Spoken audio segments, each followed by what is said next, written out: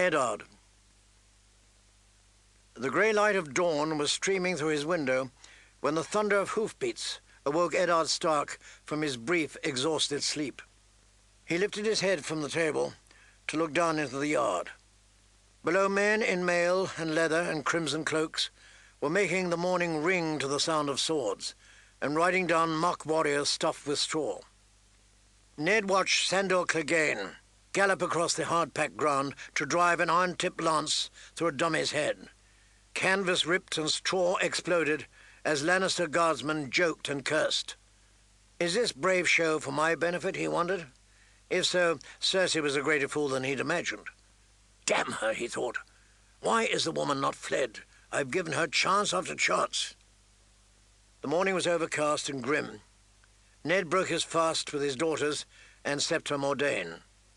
Sansa, still disconsolate, stared sullenly at her food and refused to eat. But Arya wolfed down everything that was set in front of her. Syrio says we have time for one last lesson before we take ship this evening, she said. Can I, Father? All my things are packed.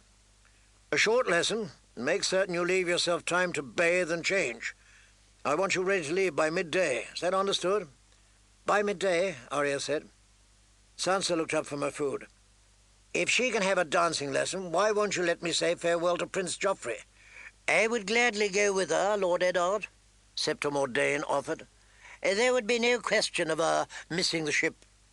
It would not be wise for you to go to Joffrey right now, Sansa. I'm sorry. Sansa's eyes filled with tears. But why? Sansa, your Lord Father knows best, Septa Mordain said. You are not to question his decisions. It's not fair. Sansa pushed back from her table, knocked over her chair, and ran weeping from the solar. Septa Mordain rose, but Ned gestured her back to her seat. Let her go, Septa. I will try to make her understand when we're all safely back in Winterfell. The Septa bowed her head and sat down to finish her breakfast. It was an hour later when Grand Maester Pycelle came to Eddard Stark in his solar. His shoulder slumped, as if the weight of the great maester's chain around his neck had become too great to bear. My lord, he said, King Robert is gone. The guards give him rest. No, Ned answered. He hated rest. The guards give him love and laughter and the joy of righteous battle. It was strange how empty he felt. He had been expecting the visit, and yet with those words something died within him. He would have given all his titles for the freedom to weep. But he was Robert's hand, and the hour he dreaded had come. Be so good as to summon the members of the council here to my solar, he told Pycelle. The Tower of the Hand was as secure as he and Tomard could make it. He could not say the same for the council chamber. My lord, Pycelle blinked, surely the affairs of the kingdom will keep till the morrow, when our grief is not so fresh. Ned was quiet but firm. I fear we must convene at once. Pycelle bowed. As the hand commands. He called his servants and sent them running, then gratefully accepted Ned's offer of a chair and a cup of sweet beer. Sir Barristan Selmy was the first to answer the summons, immaculate in white cloak and enamel scales. My lords, he said, my place is beside the young king now. Pray give me leave to attend him. Your place is here, Sir Barristan, Ned told him. Littlefinger came next, still garbed in the blue velvets and silver mockingbird cape he had worn the night previous, his boots dusty from riding.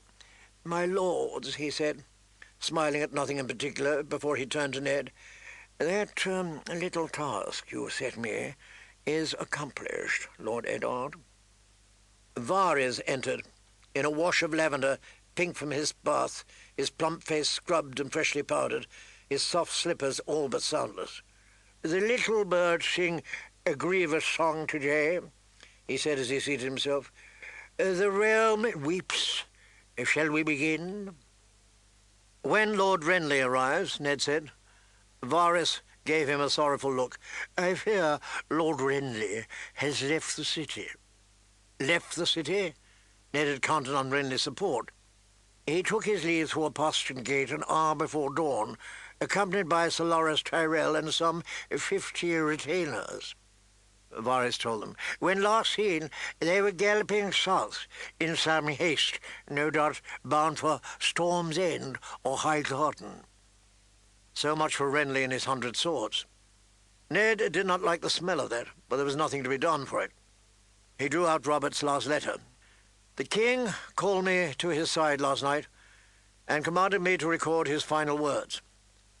Lord Renly and Grand Maester Pycelle stood witness as Robert sealed the letter, to be opened by the council after his death.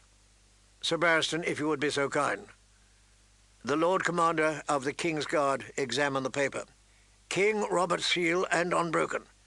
He opened the letter and read, "Lord Eddard Stark is herein named Protector of the Realm, to rule as regent until the heir comes of age." And as it happens, he is of age, Ned reflected. But he did not give voice to the thought.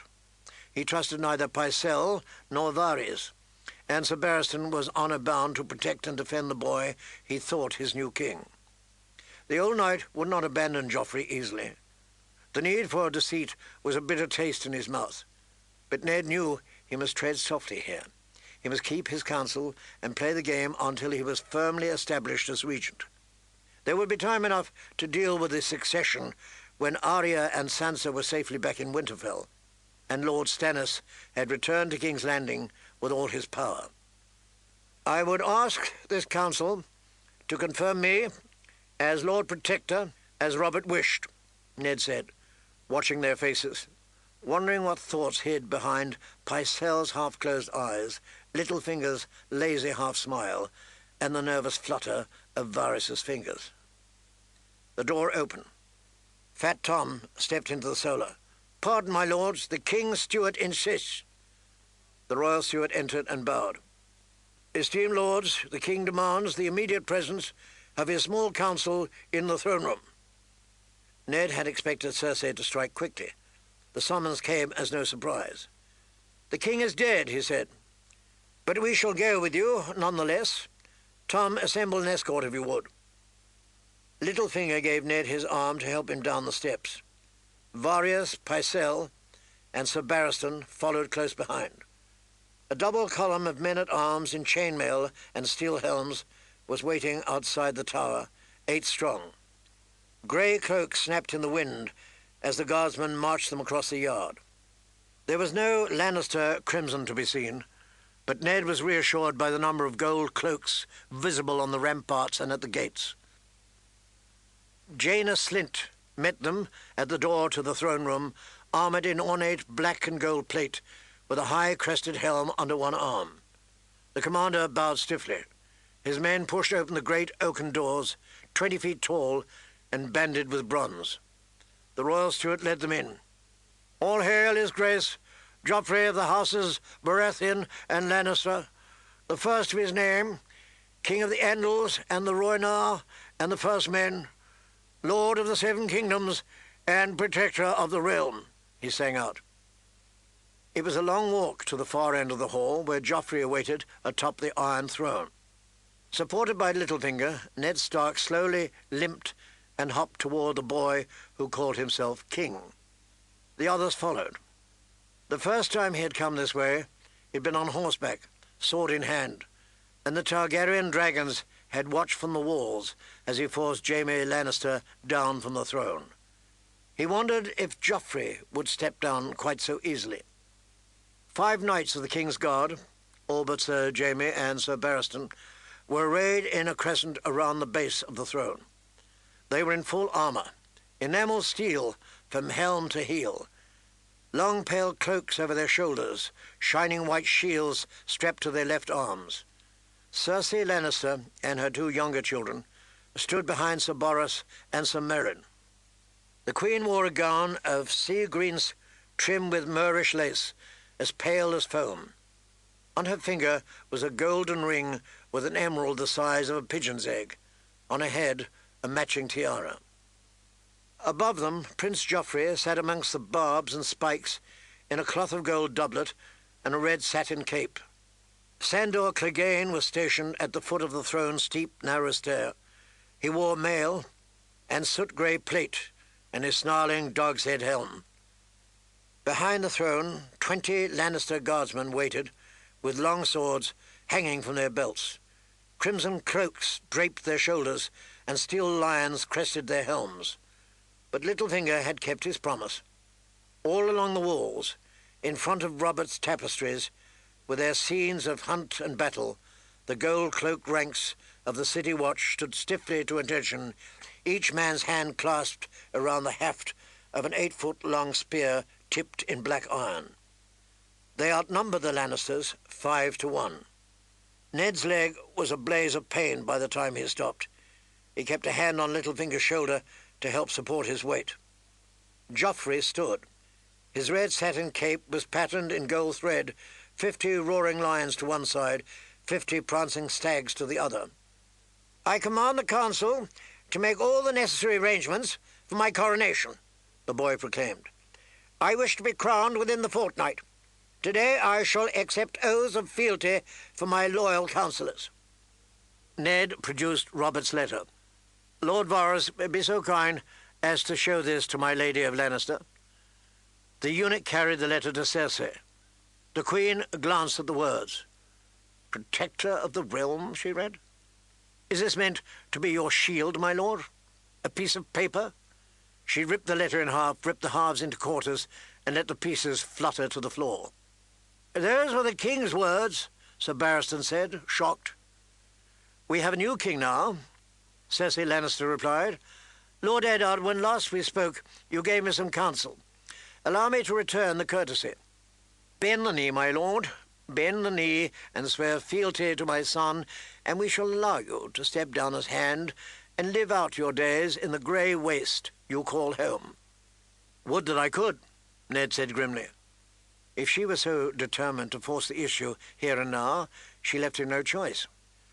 "Your son has no claim to the throne he sits. Lord Stannis is Robert's true heir." "Liar!" Joffrey screamed, his face reddening. "Mother, what does he mean?" Princess Marcella asked the Queen plaintively. "Isn't Joff the king now?" "You condemn yourself with your own mouth, Lord Stark," said Cersei Lannister. "Sir Barristan, seize this traitor." The Lord Commander of the King's Guard hesitated.